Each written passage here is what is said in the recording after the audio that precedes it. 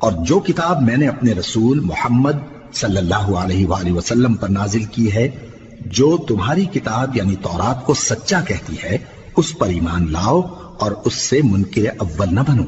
اور میری آیتوں میں تحریف کر کے ان کے بدلے تھوڑی سی قیمت یعنی دنیاوی منفعت نہ حاصل کرو، اور مجھی سے خوف رکھو، اور حق کو باطل کے ساتھ نہ ملاؤ،